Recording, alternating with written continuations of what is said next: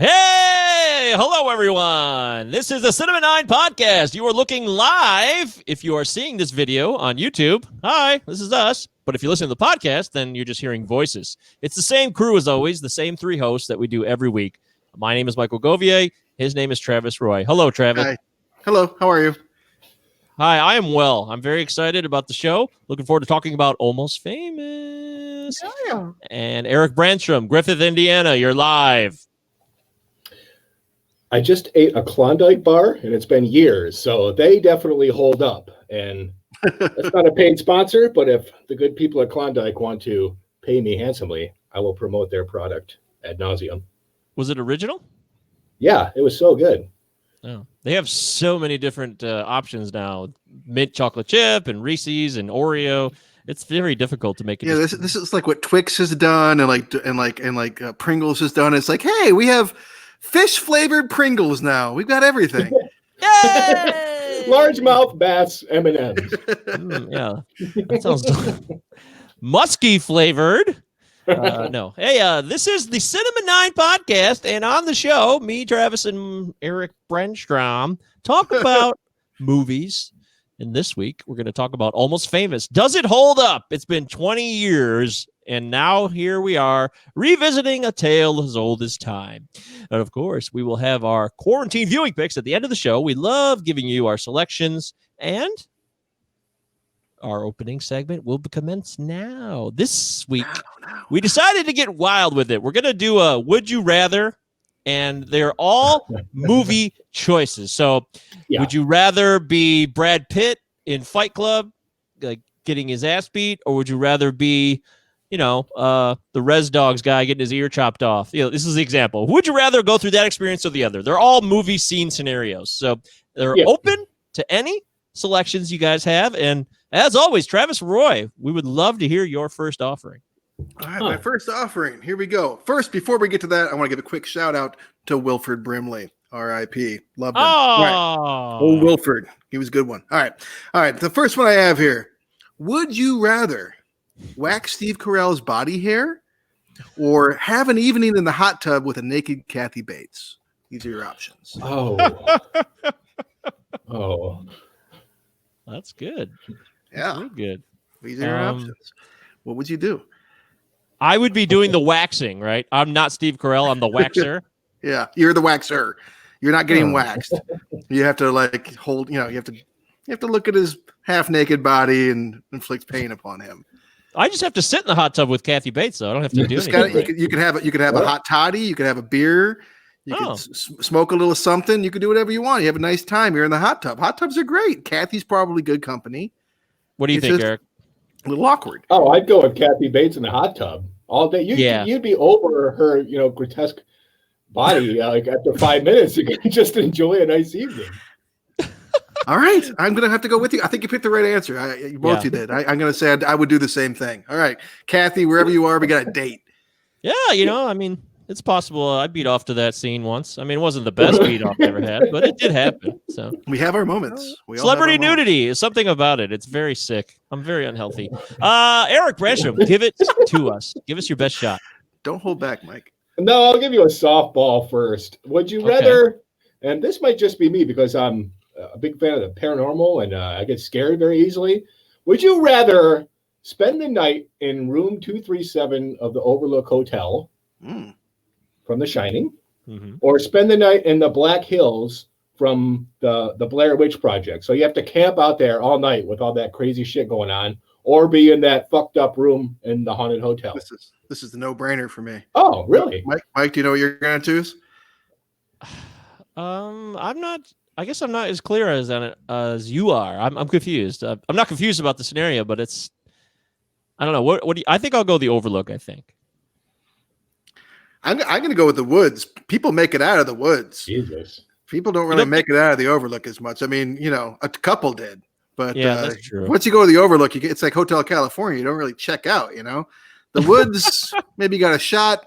There's a lot. There's no confining. You might get lost in there, but there is there's no border periphery. You can just eventually you're not in the space anymore. You can wander out of it. Okay. All right. That's a hell of a point. You're right. I hadn't thought about it like that. Good call. My first choice, I would rather have. Would you guys rather have to spend your time with Don from Sexy Beast? He comes to your house and he constantly is berating you to do a job that you don't want to do. Do you want to? So basically, do you want to be Gil in the movie? What's the job? Is it like clean the gutters or something? Like, No, come on, it's clean like- the gutters. Clean the gutters. It could be, any job, It's something you don't want to do, though, like cleaning the gutters or like pulling weeds for 12 hours on little You'll be there. islands. Nobody wants to do You'll that. be there. So would you rather be berated by Don all day, have him be at your house all weekend, or would you rather spend a week with Thomas Hayden Church in Sideways, who is funny, but he's kind of annoying and makes a lot of dumb mistakes, and he gets you in all types of hijinks as well. But he's a lot less likely to haul off and kill me, right? I guess that is true, yes. Or have someone else kill me or make me commit a crime like at gunpoint. I'm going to pick Thomas Hayden Church. Okay. Yeah, Tom, you're Eric? going to have a good weekend drinking wine. Yeah, he's a bozo. As long as he doesn't like sleep with my wife or like get me fired from my job. He might. Yeah, you don't know. He might. That's the risk I'm willing to take. Don's a fucking absolute psychopathic maniac. It's like, yeah, I can't do that. Okay, It's a fair no-brainer. enough. What else you got? All right. Okay, I've got one for you, y'all. Okay. Would you rather? This is a nice one. Would you rather work a summer on the El Jefe food trucks tour across America? All right, you know the El Jefe food truck, right? Is that from Chef? Do I? Chef from Oh, Chef. okay. Yeah. I know. Okay. Or as a production assistant while filming the Brocklanders and Chest Rockwell movies. Boogie Nights. These are your options. You're either making tacos with the chef, or hanging out with Chest Rockwell and like bringing in beers and stuff.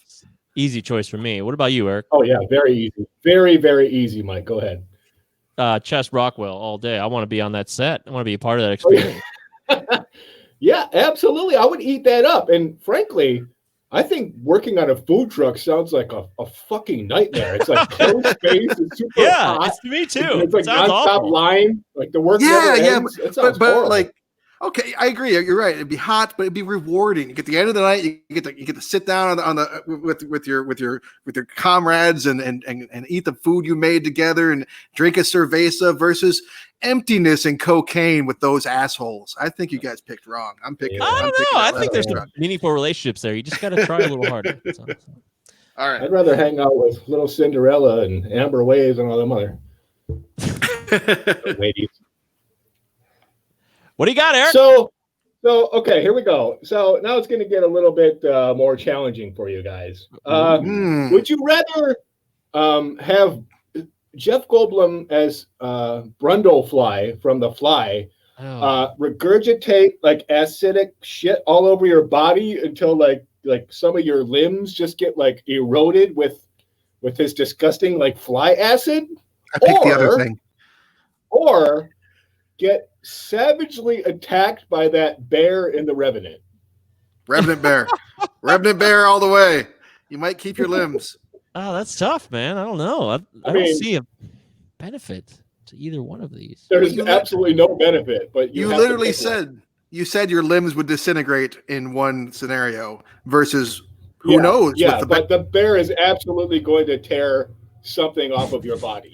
what one man can do, another can do. What one man can do, another can do. I'll take the bear. Oh man, I don't know. Yeah, I guess I'll go with the bear. The fly is fucking gross, man. It's so bogus. I'm gonna keep my limbs, and if I'm gonna lose them, I don't want to lose them to acid. That just sounds bogus. Okay, all right. Going with the bear. Gonna kill the motherfucker. All right, fair All right, enough. Mike. Okay, so would you rather have to work every day with Barry from High Fidelity? Like you got to work 5 days a week minimum. You got to work with him 8-hour shifts. You So have to much be energy. near him. You can't hide from him. You can't be the boss. You're like Dick. You're his coworker. Oh, you're not, Dick. You're not the owner. Okay. Yeah. Oh. So would you rather be Dick, who has to work with Barry all week, or Fuck. would you rather be going on vacation with Roman Craig, that twisted, that crooked son of a bitch. that crooked son of a bitch? Would you rather spend a week with Roman, or would you rather work every week with Barry? I know what I would do. Jesus. Well, I mean, one of them is a vacation. So I mean, I would rather hang out with Barry than Todd Luiso, the Dick character. Like he's like so much more annoying to me. Like I think me and Jack, like Barry, would like get along and have some fun. So I'd have to pick Barry because I actually think Roman is kind of fun too, but like he tries to fuck you out of your money and like makes your life a living hell. So yeah, I'd go with Barry. I got to go with Roman. He's showboating. He's arrogant, but he's got a heart in there. He's got a heart in there, and he's well intended at the end of the day. And we might clash, but we're going to have good times and bond, and perhaps make a bear go bald together. Like we're going to have a good time. It's all right. Bear. But I mean, are you like on vacation with Roman? Yeah. That 1 week of vacation. Okay. Yeah. Well. All right, how about one more, Travis? Okay, this is a rough one, guys. This is the rough one. This is all right.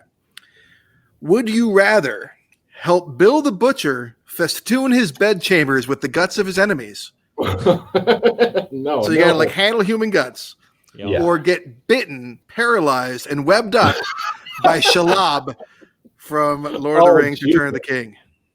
Oh man. These are your options. One, you're passively sitting there. You get stung. It hurts, but you survive. You just go through this gross process. And the other one, you got to like literally handle people's innards and also Bill's. Bill's a demanding taskmaster. He's going to tell you you're doing it wrong. He's going to make you take it down and put it back up again. He's going to have a very specific way he wants those guts hanging around his bedroom. Very exhausting. He's also kind of a solid mentor, so you'd probably learn a lot about the art of butchery and mustache waxing. You could learn about that. Scruples. He really does. He's a racist. Yeah, he's scrupulous about his racism, no doubt about it. I'm gonna go with Bill. I just think it'll be annoying, but it won't be as painful. I just would rather deal with Bill. And there's something about Bill, even though you hate him, you kind of want to hang out with him. It's just very strange. He attracts people. He's got magnetism, and it's awful. He's charismatic. It's part of his charm. Yeah. Eric? I'd absolutely go with Bill. If I even saw Shelob, the giant spider, I would have a heart attack and die before he could even stun me. I would be totally terrified out of my mind. So yeah, I guess I'm handling guts. Part of me thinks it would be worse to handle the guts than to actually get stung. But when I think of those insides are actually entering my flesh, I too I'd pick Bill the Butcher. Oh dear. Wow. Those are some good All right, Eric, what do you got? Last one. Okay, this is it's gonna be a rough one. Okay. Okay, would you rather get caught by your father pulling like the American Pie, where you're putting your penis in a pie, which would clearly the shame, it would scar you for life. Okay, so the residue of this will last your entire father-son relationship for the rest of your life. It won't be forgotten by either party. Or, okay, remember Nothing But Trouble? Bobo and Little Devil. So bad. Bobo and Lil Bobo. Where the fuck he was? Little Devil. The horrifically deformed grandchildren of the judge, portrayed by Dan Aykroyd again. So terrible. You have to you have to make out with them for 25 minutes straight. Both of them? Yeah. But also 25 minutes? Wait, what was the first 25 minutes? 25 minutes making out with Bobo and Lil Bebel, or Little Devil putting your penis into a pie, like man, by your father. Well, I don't want to mess up the relationships with my family. Think about Bobo's disgusting body. Wow, Man, I kind of hate you for posing this question. This is hell on earth, man. My dad's a forgiving guy. I'm gonna take the pie. He's an understanding guy. I think that he would be ashamed of me and like ask some understandable questions, and there'd be shame, but not the same kind of shame that I would have inside by myself, having spent those 25 minutes in hell with Bobo and Little Devil. So yeah, all right, American Pie it is, but damn you for making me choose. Mike? Yeah, I got to go with Travis on that one. I mean, those things are just so fucking gross, man. And I love pie, so I'm down for any scene in that movie. Yeah, maybe if they were clean, but they're so dirty. No, it's not just that they're like, But nobody will ever know about it. Yeah, but I would know. I would. Yes, you see never exactly. know. How could you live with yourself? You might enjoy it. That inner shame is that inner lonely shame is the worst shame. I'd rather spread the shame around. All right. All right, this last one, boy, this could be dark. I don't know how this is Oh, gonna go, boy. but here we go. We're live. It's all happening. Okay, so would you rather be Michael Rooker's character in Mallrats who gets stink palmed? You know, Jason Lee puts his hand in his ass, smears a chocolate pretzel on it, and then gives it to him. He eats it, so you get stink palmed. Oh man, I don't know. Or This is it bad. gets worse than that, way worse. Would you rather Does be? it get Bobo and Little Devil worse? I guess this is just no. You can't. I think I already know the answer to this one. Or would you rather be one of the kids from Sleepers? Jesus Christ. Right? Dude. This is terrible. Oh, What a terrible man. decision. Dude, Why would you? I'm going What? with Oh, I'm A obviously stink getting palm stink was so palmed. gross, though, too. He doesn't even know he gets stink palmed. He never even finds out. That's the worst comeuppance ever. Ah, He just that's thinks he gets a true. free pretzel and has himself the rest of his day. But he does get ill, quite ill. Yeah, but that doesn't even What? make sense. That's not the way Even butt if sweat you're one of works. the kids in That's what Sleepers, happens, though. Yeah, that's bullshit. I call that you bullshit. do get the retribution of killing Sergeant Noakes. Yeah, I could have picked a specific character. I just kept it general to all the kids. You know, you could be Billy Crudup's character. Yeah, you could be part of the retribution. I don't want to. I don't want to. Great I don't want scene. to. Yeah. I don't want to experience that either. But there is a lot of payback that wanna goes talk down. about You know, yeah. Even what's his Rizzo? They get payback for Rizzo too, and that's very satisfying when that happens. So, not that it makes it Count of easier Monte to do Cristo. with that, so. I read words like revenge. Yeah, they Nice. man, they really did a Christopher Nolan in that movie with the Count of Monte Cristo. They shoved it down your throat like 10 times. Yeah. Yeah, that was a tough one. Like I said, that was not easy. But I guess maybe it was easier than I thought. Anyways, there it is, folks. Would you rather movie style edition in the books? If you guys have a couple of scenarios you would like us to, break down, send us some. We would love to do a couple of listener choices next week. It was a fun category and a fun little section. Good call, Eric, on creating this one. He's a creative guy. He certainly is. He's a real character. All right, He's a so real character. it's time for Does It Hold Up? The main centerpiece of our show, 2000's Almost Famous, All a film directed by Cameron Crowe, which is the second film that we've done by a director. That director. We did Vanilla Sky a while back. If you listen to the show, maybe you caught that episode. It was a unique one. Gentlemen, it's 20 years gone. It's 2020, Travis. Wow. When was the first time you saw this film? Has it been a while? What's your opening thoughts on this film? You know, I'm really struggling to remember my first experience with this film. I don't remember if I saw it in theaters. I don't remember. I don't know. I don't remember. I just don't. I know that it's been a long time since I've watched it. Like a lot of the movies we've discussed, it's one that, like, for a few years of my life, I very much internalized it and felt like it was an important movie and watched it a lot, and then kind of set it down and didn't come back to it again. I guess I probably haven't watched it since I lived in Florida. So that was like 2002, 2003. Wow. It's been a long time. I know that last time I watched it, that Zooey Deschanel was not really famous because it was interesting. It was interesting. Like, I'm like, oh yeah, she's freaking there. She is, and it wasn't really like a big deal then, you know. So, It's been a long time. Wow. Okay. Interesting. Yeah. I can't recall seeing it in theaters at all. I definitely did not see it in the theaters the first time I saw it. What about you, Eric? Do you remember the first time? Has it been a while? Opening opinion. The only thing I remember about this film when it came out in 2000, when I rented it, was how did Kate Hudson get this role? Other than that, I haven't seen it since. I haven't really thought about it since, but I am excited to talk about it. I'm glad we gave it a repeat. All right. Mike, this is one that you particularly liked. This is your choice. You chose this movie. Why don't you tell us your thoughts on it? Well, odds are you rented it in 2001 because back then it still took a little bit longer for DVDs to come back out because it came out in September of 2000. And on IMDb, did you guys look up the score? Would you like to take a guess? I'm going to say 7, around 7. A rock solid 7. Eric? 7.3?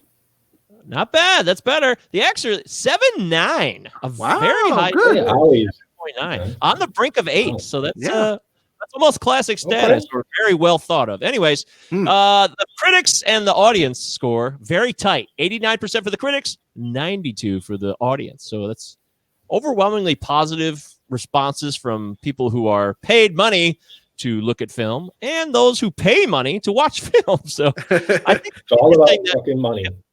What's that?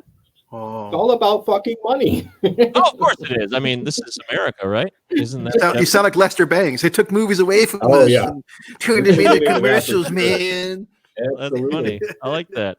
But as always, we like to give you a little bit of tidbits from the critics when the movie comes out. So the dearly departed Roger Ebert said, comma, what a lovely film. Oh, what a lovely film, period. Very strange opening sentence for criticism. I guess he liked it. He did. I was almost hugging myself while I watched it. There's an image. That sounds like a would you rather. I guess he really did like it, Travis. You're right. Oh wow, he had a real connection to this movie. Yeah, that was like the most heartwarming criticism I've ever read. I've read a lot of his. Yeah, I've read a lot of his shit. I never heard him talk about hugging himself because he loved the movie so much. Yeah, I was surprised about his review. Yeah, he really loved it. Said it was one of the best of the 2000s.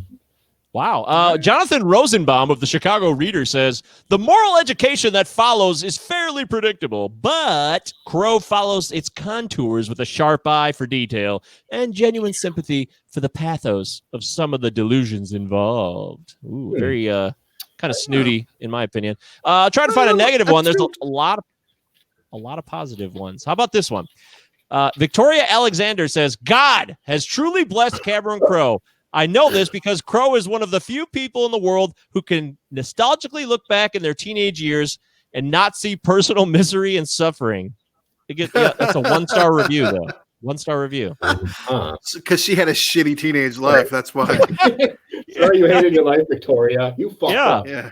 So, I mean, it's hard to find I'll give you one more negative one. This one's from Slant Magazine. Ed Gonzalez says, a nostalgia factory of popular music that is less a movie than it is a vehicle for baby boomer reminiscence. Ooh.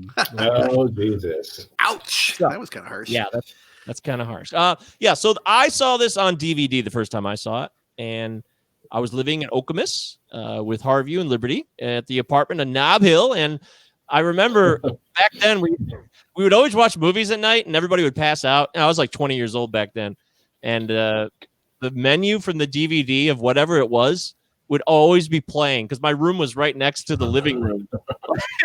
I used to get haunted by like the DVD menu music, like playing 45-second increments over and over and over and over and over. And I didn't want to get up and get out of bed to turn it off. So I've heard this story. That's funny. Misery. The worst one being Chasing Amy, which is that's the one. Yeah, that one was the worst. Okay, Mike, would you rather listen to the menu music of Almost Famous for 24 straight hours or have to watch a naked Roger Ebert hug himself going, oh. That's a good one. I picked the first one. Yeah.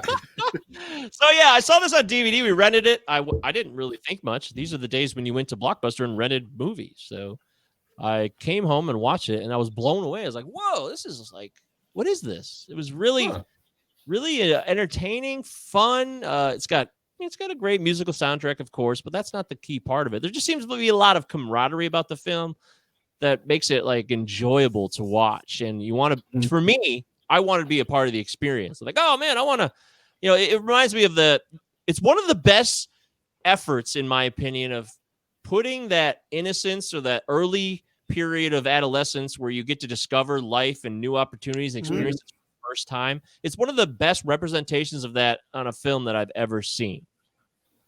I think I agree. I see this movie as like it's a love letter, not so much to musicians, but as to fans. It's a love letter to fans, right? It's a love letter to those who love music. It's a love letter to that time in your life where music, like new genres, like feel like they're being, even if they're being like created in front of you and like they're exciting and like you could maybe feel like rock and roll really can save the world, man. Like there's like this period, this really special like 13 to 15 years old where it's all just so exciting and powerful and important. So I think it's really a love letter to that period of your life.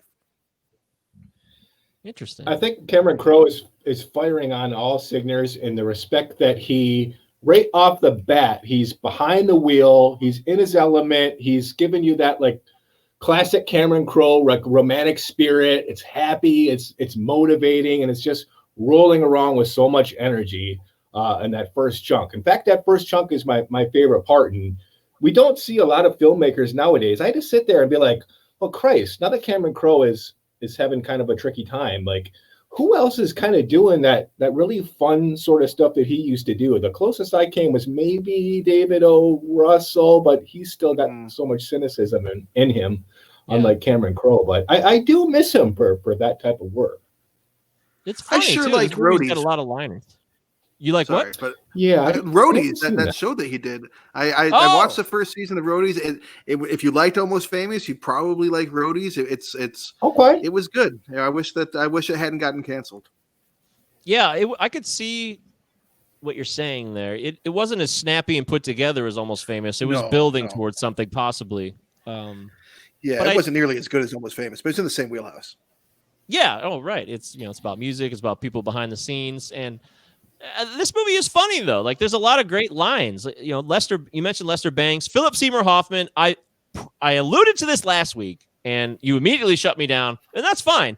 And I may have overstepped my bounds when I said it was his finest performance. And what I meant to say was that to me, it's his most enjoyable. It's for me most enjoyable Philip Seymour Hoffman performance, not his finest as an actor, but to me, he's given such great dialogue in this film, which is also something that Cameron Crowe has lost his way with. I don't know, because he wrote this dialogue, I assume, and as far as I know, I didn't hear anything about Philip Seymour Hoffman adjusting the lines or ad-libbing too much. No, he didn't have a lot of time to do his scenes, and he was sick for a lot of them too. Yeah. But I'm pretty sure he stuck to the script, as far as I know. Well, Lester Bangs, anybody who reads about him, was a real character anyways. Cream Magazine was a real magazine. It was supposed to be a rival to Rolling Stone, but it didn't quite go that route. By the 1981, I think the magazine was sold and it fell apart. But that was a real thing, and Lester Bangs was a real guy. So maybe some of that dialogue is just really, it's so natural, and it comes from Cameron Crowe's experience because he knew Lester Bangs, and this kid, William, is supposed to be Cameron Crowe, who wrote for Rolling Stone, in case you don't know the backstory on all this stuff. So, but you're right. It's not his finest performance ever, but I really find it to be like my most enjoyable. If it's your personal favorite, that's to each their own, I know that I think it's really, he's my favorite actor, so I have a really hard time picking one anyways. I will say that his favorite performance supposedly was A Late Quartet, or whatever that's worth. What? That's what he said. Yeah, that's what he said. Fuck. It's a great movie. I think Philip Seymour Hoffman's really enjoyable to watch. Some of my favorite parts of the movie are his scenes, but I have a hard time really trying to figure out what to get out of like his relationship with William and what his advice was, other than stay away from the rock star. They just want you to like blow them and write that they're cool and stuff. I don't know how much he has to say about music and art, other than the writers are more artistic than these rock stars. Really? What did I miss? Like, you missed a big thing. You missed a big thing, and it was pretty spelled out clearly. Especially that last phone conversation, that last scene that he's in. He's like, if you want to be a friend of them, tell the truth. Just tell the truth. It was him, honest and unmerciful. He says that. Right. Yeah, exactly. Be brutal and unmerciful, or something like that.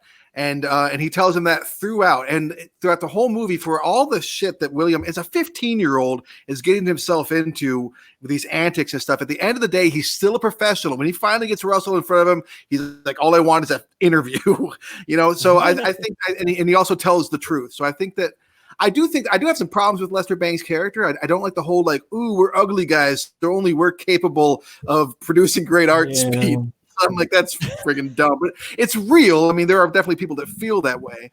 I do think that also Lester Bangs, I don't know about in real life, but in the movie, he seems to be doing like some gatekeeping that I'm not necessarily a huge fan of, but I do like the performance. I liked, especially around 2000, like Philip Seymour Hoffman, to me, he was cool as fuck. So like movies like this performance, his performance in Talented Mr. Ripley, that to me is like where I feel like those are really like those are really Philip Seymour Hoffman kind of roles. So I do like this role for that because he's sexy, he's cool, he's funny, he's confident, he's carefree, and he's so often like, stuck being, I'm an idiot, I'm a fucking idiot, so.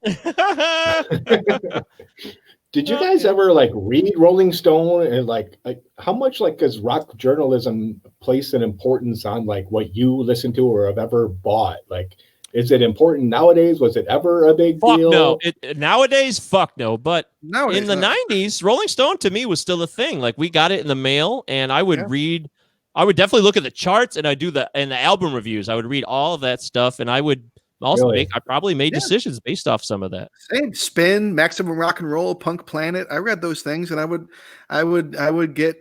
order stuff based on their suggestions all the time, and that was in the 90s. Yeah, I think maybe we're old, and that was the last heyday. But it seems like I don't think Rolling Stone is what it was in the 70s or the 80s or the 90s, or even maybe the aughts. It's definitely become like one of those. Pitchfork wields some influence though, so it's not as if necessarily the critics have gone away completely, right? No. Pitchfork's great. Yeah, Pitchfork has a lot of validity, and they do their own festival and shit, and people love that. So yeah, Philip Seymour Hoffman's great in this, and then Patrick Fugit. I want to talk about Patrick Fugit. This is a guy. He just all of a sudden showed up again in Gone Girl, and I was like, oh look, he's all grown up now. He's a police officer. I hadn't seen him in a while. Apparently, he leaned a lot on Philip Seymour Hoffman, too, because he didn't have any experience. And obviously, Philip Seymour Hoffman was becoming a reputable actor by then. And I just think like his performance is like really good because it doesn't require him to be unique or special or try to overact or anything. And I want to give him credit for keeping his performance basic in a good way. I agree. I think that like I can see why he didn't do a ton of stuff afterwards.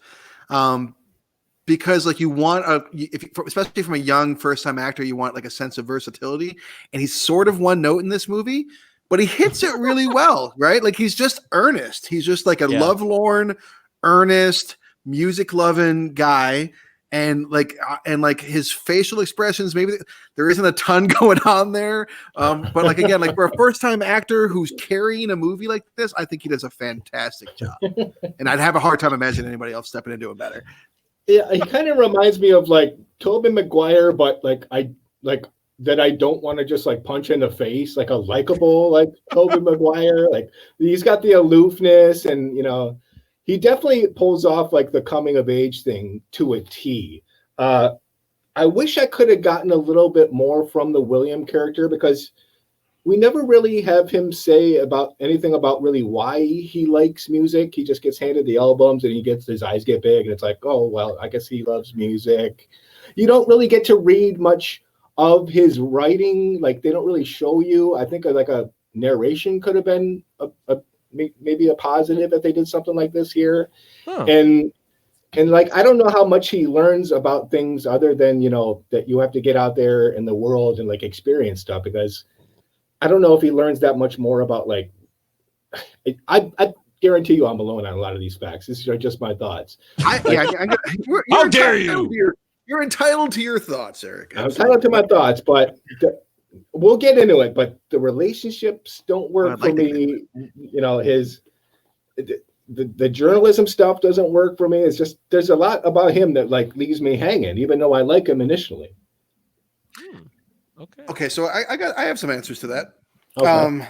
First of all, with his actual journalism, I agree. We don't get a good sense of that necessarily, but we're talking about a movie. How much reading do we want to do during it? Well, I'll tell you this: the first line up towards the end, where he's like, "I'm in a plane with Stillwater over Topeka, whatever the fuck, and we're all gonna die." Like that's good. If that was the first line of an article, I'd be in it to win it. I'd read the whole article. And you also get a sense that Lester Bangs is impressed by him before he meets him, because he said in the stuff, like he doesn't just hang out with his many fans, right? He William has struck a chord in him somehow because he's been sending him his writing. So he sees something in him. So while we don't necessarily get a sense of that writing and how good it is, that's not that uncommon for like a movie about a writer, right? We don't often get to read what they say. And then as far as the older sibling stuff goes, Now, Mike, you're the or the music stuff goes. You're the oldest sibling in your family, but Eric, you're like me. You're the youngest. So I don't know. Yeah. I mean, I know Jeff is a pretty. I'm sure Jeff introduced you in particular to like a slew of music. For me, my older siblings were extremely instrumental and influential. So were a handful of other things, but like I would not have been listening to the fucking Cure at 7 had I not had an older sister and an older brother, right? Like, and so that impact, I really like that about the movie that they place such importance on that, and the whole thing about like the oppression of the mother, Zooey Deschanel like getting out early, which is a really emotional and well done scene. I thought, oh, hey man, take good care of her, man. I thought that whole bit was fantastic. So like it makes the like it really puts like this emphasis on both the permissiveness that Frances McDormand character is going to grant him, because like now you get some perspective on that, and it also gives you a sense of like the importance that music has on him. These are the records that his older sister left for him. So like it's not just that music is important to him; it's that his older sibling, this was the gift to him, like the forbidden fruit that the mom wouldn't let them have, and she's like, you can check this out. It's going to change your fucking life. And sure enough, it does. So I thought they actually did a really good job. Sorry, that was a little long-winded, but I thought they did a good job with that. Yeah. I can see all those points, but like specifically, like when he does get a chance to sit down and ask like one of the band musicians a question, it's like the most obvious, like kindergartner asking a musician question, like, "Hey, what's this song about?" And then, but he's also supposed to be this guy that's like blowing up Rolling Stones offices. Like, who the fuck is this guy? And at the end, he's like, I'm in a plane with about to die. I mean, like he's got like he's Ben Fong Torres. Ben Fong Torres, Rainn Wilson.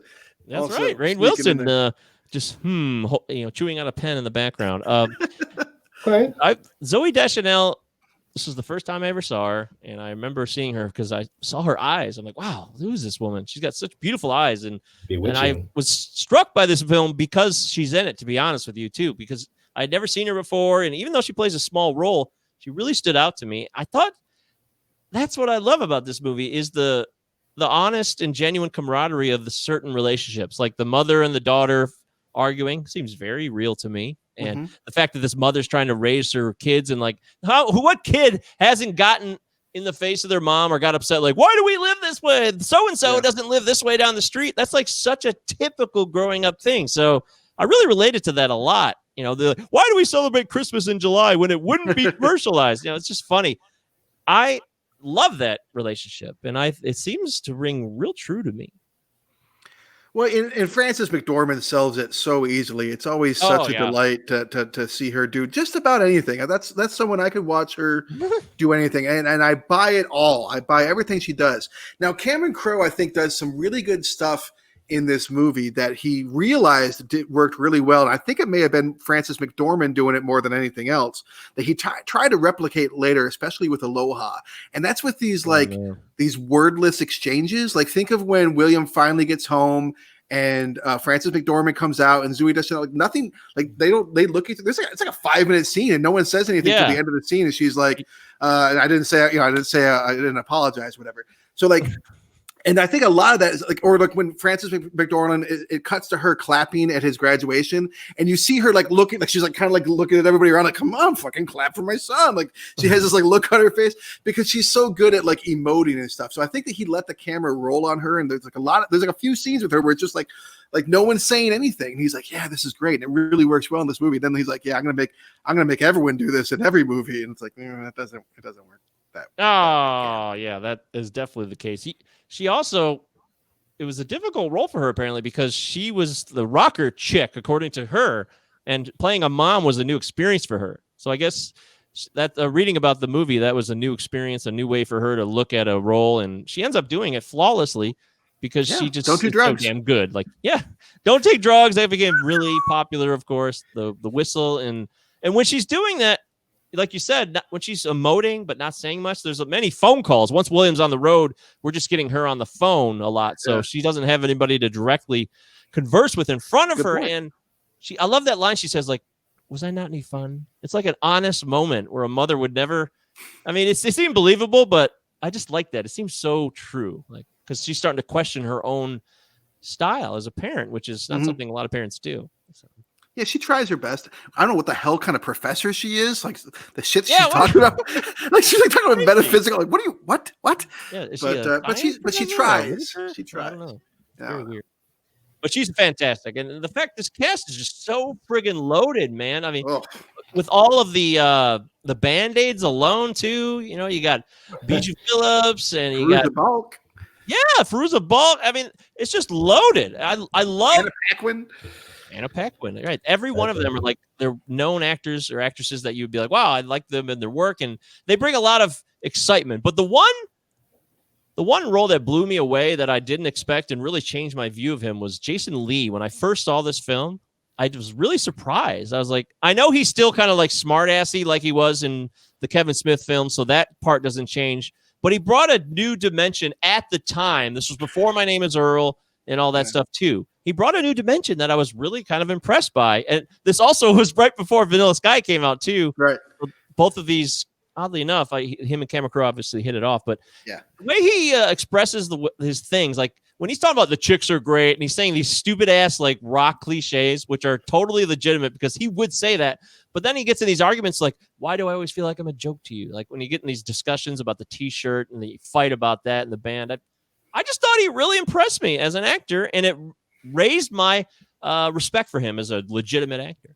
I'm incendiary too, man. But it was funny to me because I'm like, hey, here's another Cameron Crowe movie that I totally forgot Jason Lee was in until he showed up. Like, oh, there he is. Yeah. He's clearly not singing at all, but it's funny. Is Stillwater a good band? Do you guys like the music of Stillwater? Oh, that's a great question. So yeah, I know what I was trying to think of like, because you got Nancy Wilson and Cameron. He doesn't want to answer that question. He's going to talk about that. All right, go ahead. No, did you guys like it? I'll just say I liked it. They suck. I mean, Fever Dog's a horrible song. Fever Dog sucks. I mean, yeah, they remind me of like Skid Row. Like they don't even sound like early 70s like Bayou Rock or anything. That was kind of. I think they were going for a Zeppelin feel, but I don't know if they hit it. Nancy, like you said, Nancy Wilson, his wife at the time, who was in Heart, a real guitar player, a legitimate creator of music. There was one song I kind of liked. The one, I don't know if it has a name. He's like Jason Lee's playing the piano in the beginning and then like breaks into something. Song. That was kind of cool. But otherwise, Fever Dog's trash. But we used to make jokes about it all the time at the Okemos apartment. Fever Dog! Screaming that at high pitch. That was funny to do. One thing that kind of bugged me a little bit was the Russell character I like, but I don't know how well of a job they did. Maybe I missed it, but like because I didn't really understand what what Jason Lee's beef was about the shirt until like they had to like go out and say, oh, you're like what everyone cares about. Was there like a scene that I went to the bathroom during where he's just like shredding on the guitar and everyone's chanting Russell? Because like that exact thing does happen. Does it? That exact thing that you described does happen. I figured we need something like that because I was like, why is he so mad? It comes up. They could have maybe been a little more obvious about it before that scene, but it does come up before that scene. I think also like, I can see why you forgot about me. I'm just the fucking singer. I think that's funny, but I think it also is kind of supposed to mean something that like he is being like outshone by Russell. And what's her face? What's her name end up being? Penny Lane? Who are we talking about? Real name? Yeah, Penny Lane. Her real name's Lady. We find out the end. Lady Goodman. Lady Goodman. That's right. Yes. Thank you. In the first time that William sees him on stage, I think it's around that period that she starts talking about like he's a special project of hers. This is one of the last ones she's doing, which makes Russell seem unique in that way. So you're right. It's not obvious, but there's these little hints from other characters. Yeah, I think he says something like, I'm like so far ahead of them, like musically, that I'm just kind of like here for the ride. And I remember being like, the fuck, guy? Rockstar arrogance. Yeah. Sounds like a clear, I mean, I don't know rock stars personally, but I could imagine a rock star being a clear dickhead like that. How do you think one of the things sorry, go ahead. Well, this is one of the things I really liked about Russell as a character. I thought that, and as a band, they really are like these working class, middle class, like regular people who are suddenly like thrust into the limelight and like struggling with like this newfound success. So Russell, like on one hand, is like he wants to be a good guy and sees himself as a good guy, but he's but he's a flawed dude, and is mean to William for no reason. Statutory rape too. So. Right, and William has his moment too. The whole kissing Penny Lane when she's complete like, well, you're not gonna remember this anyway, so I might as well make out with you while you're unconscious. Oh, he loves and appreciates women so much. Yeah, fuck you, William. You're still a gross bag. Wow, I hadn't thought it. That doesn't age well. Yeah. No, it's the most unromantic love scene ever when you're making out with a woman about to die of Quaaludes. ODing. Yeah, that whole. I'm like, I feel differently about My Cherie Amour right now. Thanks. I really liked that song. It's funny. I see it. I never saw it that way. I always saw it as like when she's being saved in the bathtub and that song's playing. And it is weird that he's like looking at her body parts, it's like grotesque. her legs. The camera's up close on her legs and stuff. And I saw it romantically, but now that you guys are saying that, shit, it's kind of ruining it for me. The roughest scene in the movie. I believe when the Band-Aids like deflower William, that's also a crime. So I think we could chalk that up to 2 so far. Well, we don't know how old they are. I mean, Penny and him are almost the same age, so well, we have no idea. Yeah, is she 16? I certainly hope not. At most. I hope not. So yeah, that's not believable at all. Yeah, no, it's not. But I agree, Eric. I find that now the camera work of like the reflection on Patrick Fugit's eyes, I thought was fantastic. Yeah, that was amazing. But as far as what's actually going on in the scene, you're right. That's like it doesn't age well. You're like, this is kind of. Yeah, it's really funny when Lester Bangs tells him to say things to Bang Fong Torres. That's what I think is so hilarious. Like, just tell him it's a think piece. And then he starts laughing. He's like, it's about a mid-level band struggling with the harsh face of stardom. That makes me laugh every time because Lester Bangs sees how these he's making fun of these people who think they know everything at Rolling Stone, but really they're just suckers for these little kind of like connected wormholes that go into what people want or what they think people want. So, but he's right at the same time. Oh no, you're right. That's why when you said that, it reminded me of that. So. Yeah. But yeah, if you watch the movie, if you watched it along with us and you're listening now, send us an email at what's it called? Proton Mail? Yeah, Proton Mail, cinema9pod at protonmail.com, cinema9pod on Instagram. You can always send us a DM. We're always putting out our reviews and criticisms of other films. So if you liked or hated Almost Famous, we got to get feedback from you. Cinema9pod at protonmail.com. And that's Cinema9_podcast at Instagram. Great. There you go. Cinema9_podcast. I hate underscores. They're everywhere. You can't avoid them, though, in the internet world. All right. So we've covered the William character. We covered Russell a little bit, but I think Russell deserves more credit. Billy Crudup deserves a lot of credit. Yeah. We need to get more into him and Kate Hudson. Yeah. So the fact that, like, they've got this whole thing going on and it's distracting William, or it's actually cutting him off from his ability to get the interview done as he keeps being dragged on to tour date after tour date after tour date. And it frustrates him because he's in love with her too. So it's like doubly frustrating.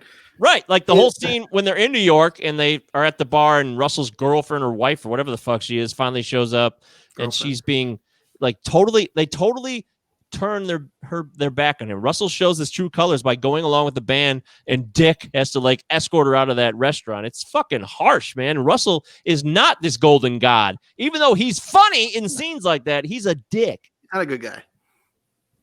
But Billy Crudup's great as an actor in this film. I thought it was the first time I remember seeing him in Inventing the Abbotts and maybe something else here or there. And this was like my first introduction to Billy Crudup, who's actually kind of a personal favorite actor of mine. I really like his work. I don't blame you. I think he's real solid. I wonder how Brad Pitt would have done, because he was like the front runner, all but signed on until the last minute. And really? I think that would have definitely sold it more for me, that like clearly he's like the star. He's this giant deal, and that star power where he was sold the mystique and stuff. But I do like how Billy Crudup underplays it. I don't know how well he sells like the whole mystique thing, but he's definitely like this rugged, cool guy. He's very natural in a way that I think that Brad Pitt, I love Brad Pitt. I don't think he would have been nearly as natural and believable in the role. I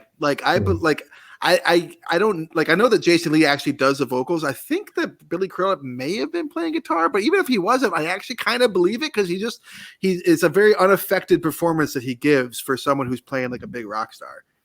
That's true. That's a good point. And I think that's another one of the things I respect about the thing. I don't think I love this as much as you guys do, but one thing I do really like is Cameron Crowe did his homework, and I went back to read some of his early Rolling Stone articles from like the 1970s. Mhm. And a lot of the times when he's talking to people like Greg Allman and the guys from Eagles, they're basically saying, look, this is smoke and mirrors. We just want to like make money and go home to our families. I mean, the rock star stuff is fun. They're basically saying like a lot of the stuff that you hear in this film. And that's what kind of endears me to the Russell character. I think one of my favorite scenes is when he just goes to that party and just feels good about being in a real place with real people. I think he does that well in the film. Yeah. I think that is what I wanted to allude to. There's a lot of great scenes in this film. Some of them are iconic. The airplane one has become very infamous. You know, it's been parodied and satired where someone shouts something out, which is actually almost, is it a ripoff of Seinfeld, which had just done the series finale 2 years prior? Is that a conspiracy? Which airport? Which airplane scene? What are we When talking they're on about? the airplane and it's going to go down, and they're but then Oh, they yeah, survive, yeah. and the drummer says, "Fuck it, I'm gay." Right. Okay, so that happened. Not the gay part, but Cameron Crowe was on a plane with Alice Cooper Band. And I think the rhythm guitarist or something mentioned during Heavy Turbulence that he slept with one of the other bandmates' wife, and then the plane immediately fucking straightened out and everyone was okay. That was so funny. I thought they were alluding. I thought it was an allusion to the Leonard Skinner or something. That's really funny that it was something else. That's I great. didn't know that at all. Fuck. But That's a fun fact. But that is a great scene though, because you got people letting all this shit out. You know, he slept with Russell's wife or whatever, Right. and everyone's admitting everything. And even we see the most emotion that we see from William up to that point, really, where he's like, "Oh, I love her," and like it's all happening so bing, bing, bing. It happens in like 3 minutes, but it gives you a lot of content. Over. And the drummer like angrily closes the door when he realizes they're gonna stay alive. I mean, yeah, that's like that joke doesn't hold up that great, but it's still pretty well done. Can we also talk real quickly how fucking weird it is that Mark Kozelek just shows up in this movie as the bass player? I love that. It's so cool, man. Sun Kill Moon, cool. Red House Painters. Yeah, I love his work as a musician. It's just so random. Like, what are you doing in this movie? Cameron Crowe loves music. He was a fan, and he wanted to put him in it. Yeah, it's always good, according to him, when you have real musicians playing instruments in a fucking movie about a rock band, because there's so many where you can just tell they're not, they have no fucking clue what they're doing with their instruments. Yeah, sports and music are two of the worst things that get replicated in movies. But Kozelek's actually the one who starts singing out loud the Tiny Dancer scene, which is clearly the most famous of all the scenes in this film. And I don't think that it deserves to be like chastised as being a cliche. I think it was a really natural point in the film for the movie. And now that it's part of like pop culture for 20 years, it's easy to dismiss that. But if you go back in time and you think about it, at the time, it was a really like sentimental, honest scene. I think you're dead on, man. Like, for one, I'm going to go ahead and admit that when I watched this movie, I totally sang along with it the other night, and I have no guilt or shame about that. And for two, reminder that, like, when this movie came out in 2000, Tiny Dancer was a pretty forgotten song. Like, it may feel like a huge hit right now, but in 2000, it was probably remembered by people that, like, when it was big when it came out, and like it felt like a brand new song to me when I saw this movie in 2000, and I was pretty plugged into that kind of stuff and Elton John. So, but yeah, that scene is absolutely iconic, and I think it really hits like this. There's multiple reasons why it works well and whatnot, but like this movie walks the line like a lot of Cameron Crowe's stuff does between whimsical and cloying, and sometimes it works and sometimes it doesn't. Most of the time in this movie, I feel like it works.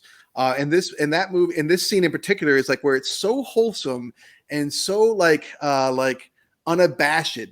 But that you kind of like, the cynical of us might like roll our eyes, but like it's good, and like it's good. You just kind of roll along with it. Later on, some of his stuff like that kind of stuff, like especially like Aloha and stuff, starts to feel more contrived, and it doesn't work as well. But like in this movie, the notes that he's hitting, like it's just right. Yeah, I mean, did I get the chills while they were singing Tiny Dancer? Yeah, because Elton John's my all-time favorite artist. Well, okay. Did I think it was a little strange that like the big song of the movie wasn't even by the band, like that the whole movie's about?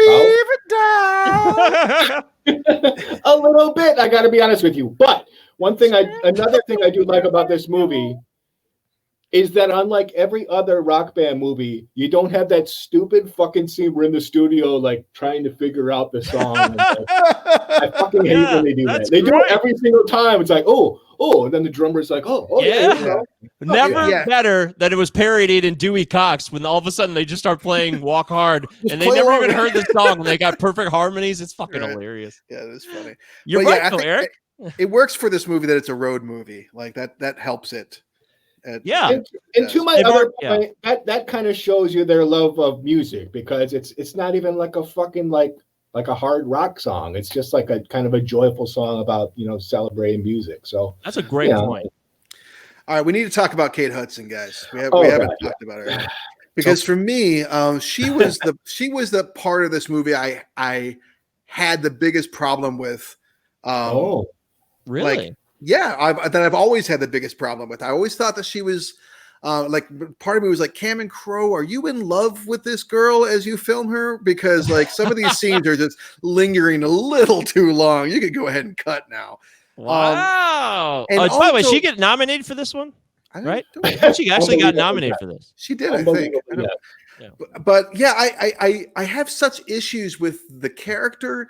I find her to be like so like her need to like fill a room and like have all the attention on her and like be mysterious and wise, like the way it's portrayed by Kate Hudson with like the lingering looks and the lack of respect for William, like not even answering his like questions directly posed to her constantly, like constantly, like she has no respect for him. She does the face-off thing like a dog. She does right. What are you doing? Right. You have the fucking face-off thing. Right. Dominique Swain. Anyway.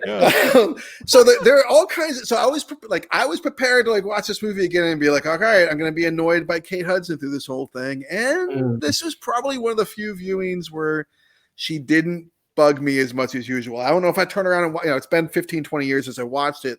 But like a lot of the issues that I have, they didn't exactly melt away. But like when, like for instance, towards the end of the movie, when she like goes back and grabs her sunglasses from the counter, like it's not just that was written in there, right? But her delivery of that simple little thing, it's cute.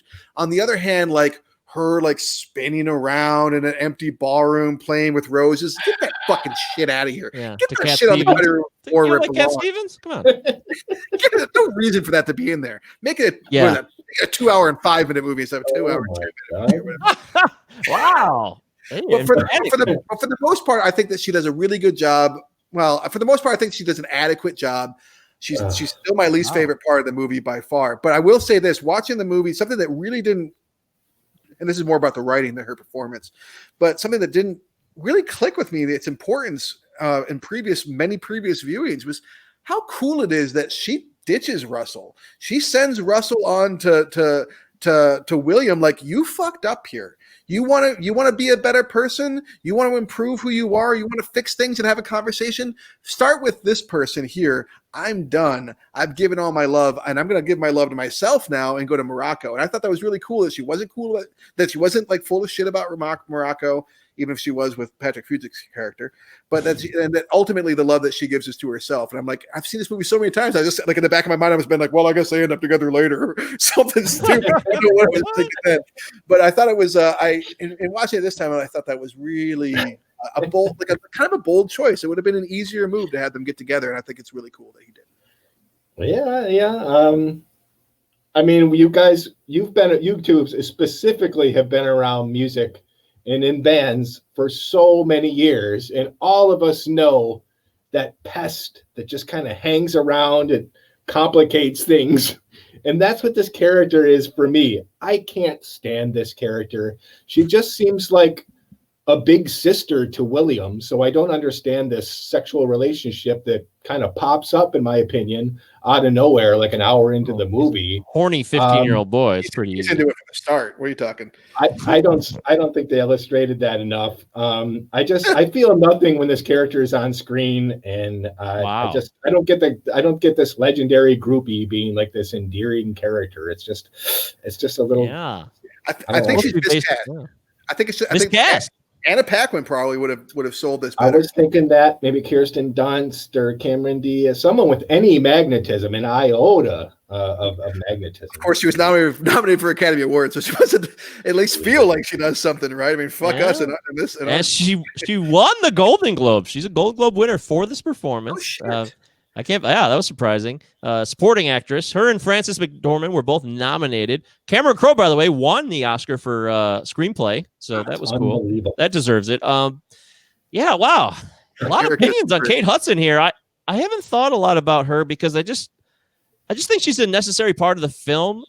So I don't let her get to me, though. I'm like, okay, whatever. Here you are being annoying. And here you are. Sometimes you're like elegant, and sometimes you make me feel like I want to like connect with you as an audience participant. But then that never really happens, and I don't care because all the rest of the Band-Aids are so much more engaging than her. Like, I love Fairuza Balk's character. Like, when his mom calls the hotel room and she picks up, and she tries to rationalize with her, and then she's like, by the way, this is the maid. Fuck it. Yeah. It's funny. She's great. All those characters are much better. I think you're right. I completely agree, and it's too bad. I think maybe she got this role because she's Goldie and Kurt's daughter, probably. But at the same time, maybe it was because Cameron was in love with her, as you say, with these long, extended shots. Like Me, you, and Dupree, man.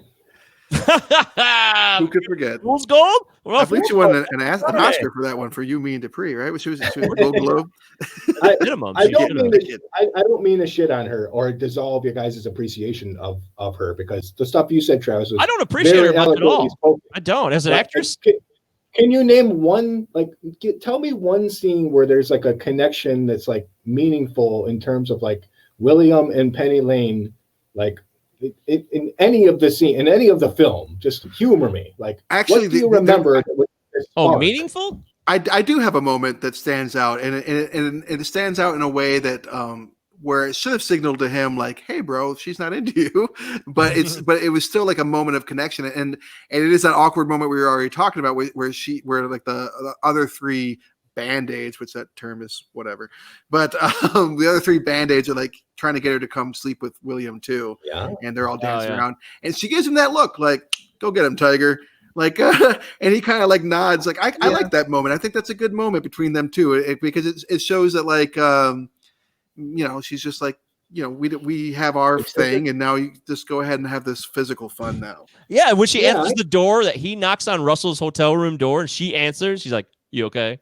I mean, that is so weird, but like, big sister. Apparently, he's okay with it because he doesn't get that pissed. He does start crying though at one point when he can't get the interview, when he's sitting there with the laundry bag because he feels like he's being. Which is right after he just like woke up after sleeping with three women in the same night. So like, I don't know how much sympathy I have for this character in that moment. Why is Jimmy Fallon in this movie? Yeah, there it is. Because he hit a man in Dearborn. That's there it is. I hit a man in Dearborn, Michigan. I don't know if he's alive or not. It's actually probably the best performance I've seen from Jimmy Fallon. It really was. Yeah, it was. I was like, wow, it's perfect. He plays this snooty manager, and he comes into the situation to be like the one who could take to the next level, and he makes that lame ass joke, which has been done so many times. The umbrella. If you think Mick Jagger at 50 years old will still be, you're sorely mistaken, my friend. Come on, we get it. Rolling Stones are old. How about Mark Maron blowing in? That was how many times have I listened to the What the Fuck podcast? I had no idea what Lock the Gates was from, and I've seen that. Really? I didn't even realize what it was, and I've heard it so many times. And I'm watching it. I'm like, hey, that's Mark Maron. Oh, Lock the Gates. Oh, this is all starting to make sense now. There it is. Yep, absolutely. And we also got Eric Stone Street too coming in. Your Mom Freaked Me Out. That's right. He pops in. There's lots of good cameos and early performances and stuff in this movie. What about is it overplayed? This mom freak out thing goes through the whole movie. Like even Russell gets, "Your mom really freaked me out, man." Kind of weirded. Everybody gets weirded out by this mother. It's kind of a lame joke that gets a little tired after a while. But bottom line, guys, go ahead, Eric. You can say something very quickly. Like that stuff is like cute and fun, but it's all part of the stuff that I wish this movie was a lot harder than it is about like the sex, drugs, and rock and roll. It seems like a very like soft PG-13 cutesy wootsy portrait of stuff where I think Cameron Crowe, especially with his knowledge, could have cranked up the heat a little bit and give us something a little. But again, more hard to do. Fucking great point. That's a great. I think it's a great point. think you're dead wrong. And let me tell you why. Because again, this is a love letter. This is a love letter. If you want a nitty gritty look at the ways that addiction can ruin the lives of musicians, there's a million fucking biopics for you to check out. You go to Gary Oldman. We know we know what cocaine does to famous people. We don't like that's kind of Really? second. Like and this movie, look at the image behind Mike right now. For those of you that are watching, she wears these rose tinted glasses through the movie. I mean, like we're not necessarily even seeing like a realistic depiction of the past. It's nostalgia though. The movie's very much hung on nostalgia, right? You're right. I just thought I actually had not considered what Eric just said, but I don't want the movie to change because I like it the way it is. But yeah, we don't need a gritty reboot of Almost Famous where they're all we get a Quaalude overdose. I don't know what else we need. I mean, she literally almost dies. She gets a DIY stomach pumping, which I've had my stomach pumped. It was one of the worst experiences of my life, and that was done by a professional. To have Joe Blow with a fucking like rubber thing just stuffing it down. Hold still, Emily Rugburn. Like, no, she had a bad time. Yeah, this doctor's just downstairs at the hotel bar on call. Oh, hey, I'll be right back. I got to go pump the girl's stomach. Clearly, this is like part of his day-to-day job. Well, I guess it sounds like I don't know how this is going to turn out, but I think we all know where I stand. I definitely think this movie holds up. I love it. It's always going to be enjoyable. Sure, there's some cheesiness to it, but I don't care. I'll put it on, and it'll just fly by. It's the quickest 2 hours of my life, and it's always going to be a personal favorite. So thank you, Cameron Crowe. It's too bad what happened to your career, but at least there was a period of time, once upon a time, you were on your gay game. Travis, what do you think? I was totally prepared to not like this movie. I was totally prepared to feel the way I felt about Vanilla Sky, and Wow. I was just really prepared to think that it was cheesy and just kind of just too much and trying too hard, and a lot of the things that I kind of had come to think about it as over the years. And I was delighted to feel like I was wrong. I'm like, when it starts and like you get like this fake Baba O'Reilly beginning, like the song, I'm like, oh man, this movie's gonna suck. I'm like, I'm gonna hate this. This is gonna be terrible. And by the end of it, like I ended up getting emotional when the older sister leaves, when Zooey Deschanel leaves, and when they land in Topeka, another wordless exchange or almost wordless exchange. When they land in Topeka finally, and the band walks on ahead, and Russell stops and looks back at William, and they just have this moment. They look at each other, and William smiles. He smiles at him after everything just went through.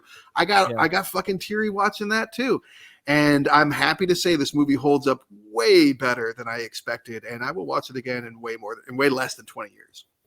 Wow. Okay, beautiful. Eric, I think I know what you're going to say, but tell us what you think.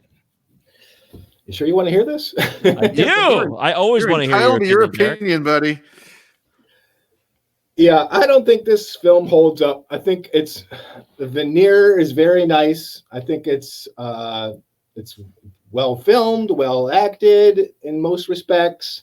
I just don't care for the story that much. To me, William just seems like a kid like from the school newspaper, like interviewing like the local band like in town. The stakes aren't that high. He says like he's trying to hide from Rolling Stone the whole time because he doesn't really have a story yet, because there really is no story, in my opinion. It doesn't tell us much about music. It doesn't tell us much about writing or falling in love. It just says like, hey, get out there and meet people and do something. Then it's kind of over. So I don't know if it caught me on a bad day, but that's my opinion. Meet people. All right. I love getting honesty from you, Eric. Thank you, Travis. Well done. We always give you our authentic opinions, and sometimes we don't agree, and that's okay. But that's it for Almost Famous. Did it hold up? Yeah. We'd love to hear from you. Well, 2/3 of the podcast says that it did hold up. So that's right. That's a majority. So in this world, it did hold up. Hit us up at cinema9pod at protonmail.com. Tell us what you thought of this movie. Is it overrated trash? Is it popcorn trash? Or is it well done, fine cinema at its height of excellence? Let us know. Cinema9pod, protonmail.com, or DM us on Instagram. Now it's time for Quarantine Viewing Picks, everyone's favorite part of the show, where Travis and Eric and I, mostly Travis and Eric, give you wonderful films that they've watched and their offerings to you. What do you got, Travis? Well, unlike ordinarily when I just been a watch busy like time for you, yeah. I usually watch like some, like usually since the podcast started in my life, it's usually more like what I watched this week. This week I watched, 5 movies as opposed to the other podcast weeks where I've watched like 20 or 30 because I had the time. But I moved and I've been doing some visiting and stuff. So I watched Don Verdean. Over the course of several days, but I enjoyed it at Eric's suggestion elsewhere on the show. That entertained me and was funny. I watched Dark Was the Night from 2014 and did a review on the Instagram if you want to check that out. I watched Birdie from 1984, which I'd heard about for a long time. I've been meaning to see it. It's set in Philadelphia, which is kind of nice. It stars Matthew Modine and a very young Nick Cage. And it's very much it's a war movie. Before even Matthew Modine did Full Metal Jacket, he played a shell-shocked PTSD Vietnam vet in this movie, and Nick Cage plays the same. And it's a really good analysis of the ways that like the draft could leave someone physically unharmed, but ruin their life all the same. Because both these guys, like Nick Cage's character is like a regular guy who has no business being at war. And then Matthew Modine plays a very soft, very like maybe even like on the spectrum dude who has no business whatsoever being in war. So it's a really good early performance by these two good actors. I watched Almost Famous. And lastly, speaking of Nick Cage, sometimes when I'm like, just wanting to fuck around Brown and like not really pay too much attention to things, I'll put on a Nick Cage movie. I go to the Roku and I'll put in just his name. Like what's playing where what crap action movie has he done that I haven't seen? So this time I watched Arsenal from 2017, rated around 4 point or something on IMDb. And for one, it's got Jonathan Schack in it, who somehow is hotter now than he's ever been in his life. So that's something. And Nick Cage in this movie is a very violent, very bombastic Tony Clifton. It's the weirdest thing ever. He literally looks like Tony Clifton. He's got these big glasses, black wig, and like this bulbous fake nose. And for you hardcore Nick Cage fans like myself, this is a must see. Everyone else, go ahead and stay clear. And those are the movies I watched. Oh man, what about you, Eric? Jesus. I watched Whiplash again, and it's been since the theaters. I can't believe I didn't see this since the theaters. And the movie literally did everything for me that left me cold about Almost Famous in terms of movies about music. It shows brilliantly like drive and motivation and the importance of mentors on students and passion. It never gets, I think I'll watch this again and again and again. And I really love Miles Teller in it. I don't think he gets enough work. And that was like 6 years ago. And I can't really remember if I saw him in anything really that good since. But you didn't see War Dogs? I didn't see fucking War Dogs. So I agree. Yeah. I think Whiplash is one of the best movies of the 2010s. Oh, it's so really fucking good. Not Jesus a fun one to watch on repeat, though. I don't know. I mean, it's a great movie, but I don't like popping it on for a good time. Oh, I could have watched it again right when it was over. It just fires me up. I watched Murder Mystery. What'd you think? On Netflix. Oh, is this Sandler? So I scribbled down what I thought about this film because everyone kept telling me, listen, give it a shot. So I did, and I have to dub it yet another paid vacation for Adam Sandler, a lazy, nonstop onslaught of noise and first draft jokes. So it wasn't for me. But, all right. I'm glad you guys liked it. I haven't seen it. So. I did see one really good movie this week from 2014. It's called Lowdown. John Hawkes, Elle Fanning, Peter Dinklage, Glenn Close, Billy fucking Drago. Flea is really fucking good in it in a supporting role. It's about a jazz musician that it's a real movie. It's a biopic, but from this guy. But it's told through the lens of his daughter, and he was. I had to look up what people are saying about this because I loved it. Listen to this fucking first sentence from Matt Zoller-Zietz from RogerEbert.com, which is so bizarre that there's a RogerEbert.com after he's passed on that people just like put reviews on. Lowdown is a very good jazz movie and a very good heroin movie. That's the first sentence in this, professional reviewers site. I thought that was Roger Ebert. That's heroin movies of all time. And he would hug himself. Absolutely. He would hug himself. It's a wonderful story about addiction and raising a family when you have this disease. It's somber, it's sweet, and it's really honest. It shows you that sometimes Sweet and Low Down. You have to, not Sweet and Low Down. It's just called Lowdown with John Hawkes. It's we can be so quick to just sit there and watch these movies about addiction and just judge them and just wait for either them to die or for them to redeem themselves. But this movie just plays it very narrow. It's about acceptance and understanding more so than any of these grandiose themes about addiction you'll see in other movies. I very highly recommend it. It's really good.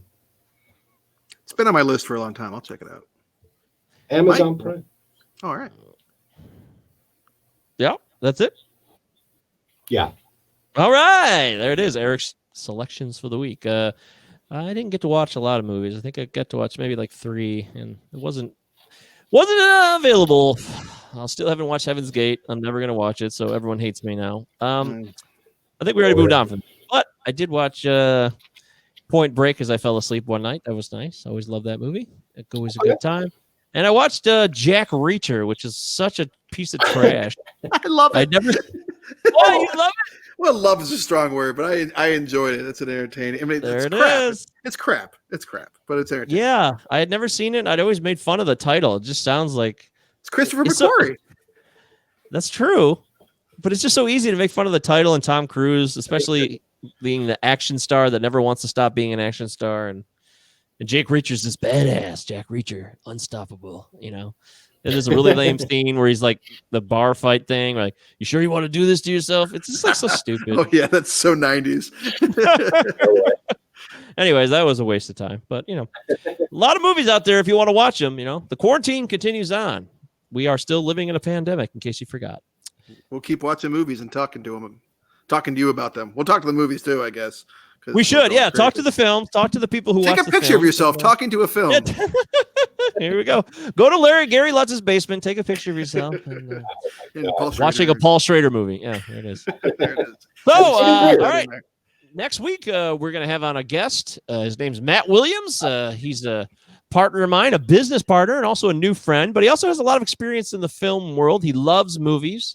He was an intern at Universal Studios once upon a time, wanted to be a film editor, apparently. So, we could ask him about that. I didn't get the full story on that. But he has chosen his film, and the one we will be doing next week.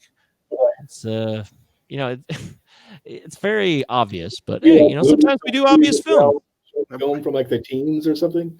No, he wants to do Back to the Future. That's what he wants to do, and he thinks that we're gonna find something that we haven't looked Impossible in this film. But maybe I think you're a huge fan of it, right, Eric? It's like I could quote every single word, so I'm excited to talk with Matt about this classic.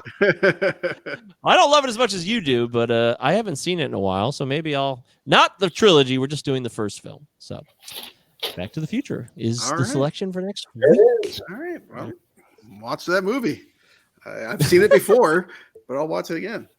I have seen it before. That's true. And then after that, we'll go back to the listener's choice again. So next week, start thinking of movies now. Get them in your head. Get a list going, because we're going to choose a listener's film for the show after that. And we will do that on Instagram Live, completely random, bias, fair, as always. As always.